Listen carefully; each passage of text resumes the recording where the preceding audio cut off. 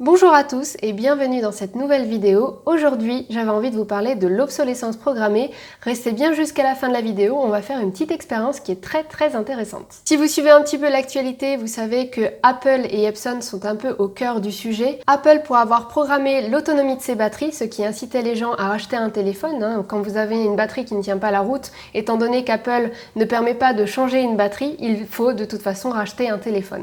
Et Epson pour la programmation de son niveau d'encre dans ses cartouches. J'ai personnellement une imprimante de la marque Epson qui utilise ce genre de cartouche avec, comme vous le voyez, un circuit imprimé qui est collé sur la cartouche. Et dans l'actualité, on vous dit que cette puce électronique vous dit quand votre cartouche est vide alors que ce n'est pas le cas. Étant curieuse, j'avais vraiment envie de savoir à quel point on perdait de l'encre sur une cartouche comme celle-ci et j'ai fait une petite expérience. Pour cette expérience, j'ai acheté sur Amazon une encre originale de la marque Epson, donc c'est pas une XL, c'est une classique. Et j'ai également acheté une générique, pas forcément pour imprimer avec, mais surtout pour récupérer la puce électronique qui est dessus, pour pouvoir la mettre sur la cartouche qui est censée être vide et voir ce qu'il reste à l'intérieur. Si mes explications sont un petit peu floues pour vous, je vous propose de passer à l'expérience et d'en faire une petite conclusion tout de suite après. Voici l'encre originale d'Epson que je viens de sortir de l'emballage, je retire juste le capuchon et je l'insère dans l'imprimante. On peut voir que la jauge noire tout à gauche est totalement pleine. Pour commencer, on va imprimer 5 pages totalement noires, il y aura donc uniquement les marges qui resteront vides. Les 5 pages sont imprimées, je vérifie l'encre restante et on peut constater qu'elle est descendue d'environ un quart. Je continue en imprimant de nouveau les 5 pages noires. Et là, je suis vraiment surprise de voir que l'encre est maintenant totalement vide. On est donc passé d'un remplissage de 3/4 à totalement vide d'un seul coup. Un message sur l'ordi me confirme qu'il n'y a en effet plus d'encre et me demande si je souhaite me servir de l'encre noire pour photo à la place. Je refuse et je récupère ma cartouche. Je déballe ma nouvelle cartouche. Ici, c'est une générique, mais ça n'a franchement aucune importance. On va y récupérer la puce neuve qui va nous permettre de voir combien d'encre il reste sur celle qui est censée être vide. Je commence par décoller le circuit de l'encre Epson et je récupère celui de la neuve. Il ne reste plus qu'à coller la puce neuve sur la cartouche vide.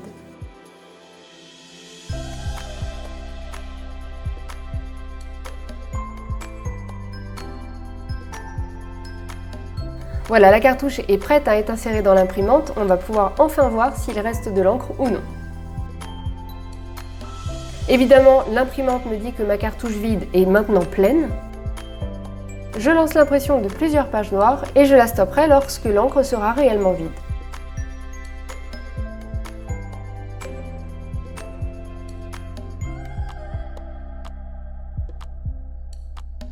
Alors, conclusion de l'expérience, cette encre nous permet d'imprimer au total 13 pages et demie, donc les 10 pages que j'ai pu imprimer avec la cartouche sans rien trifouiller sur la puce, et ensuite 3 pages et demie qui ne nous sont pas accessibles et que j'ai pu imprimer grâce au changement de la puce. Donc on a un total de 13 pages et demie qui est imprimable avec ce volume de cartouche là. Donc 10 pages sur 13,5 pages, ça équivaut à peu près à 74%. Donc en conclusion, on va pouvoir imprimer l'équivalent de 74% de l'encre totale. On peut donc dire qu'à chaque fois qu'Epson me dit que cette encre est vide, je jette l'équivalent d'un quart de cette encre à la poubelle. Ce qui représente quand même beaucoup de documents. Dans cette expérience, j'ai choisi d'imprimer des pages noires pour éviter d'utiliser trop de pages, parce que ça ferait beaucoup de documents à imprimer sinon.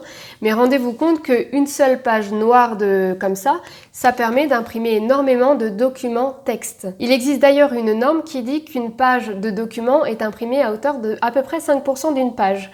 C'est-à-dire que quand vous achetez une encre, généralement, il est indiqué que vous pouvez imprimer tant de pages avec cette encre-là. Ce chiffre-là est basé sur une norme, donc on considère qu'une page est égale à 5% du remplissage de celle-ci. Et donc, avec mes 3 pages et demie qui ne me sont pas accessibles, j'aurais pu imprimer énormément de documents avec, et ça, c'est vraiment dommage. Voilà, cette expérience est terminée, j'espère que vous avez trouvé ça intéressant.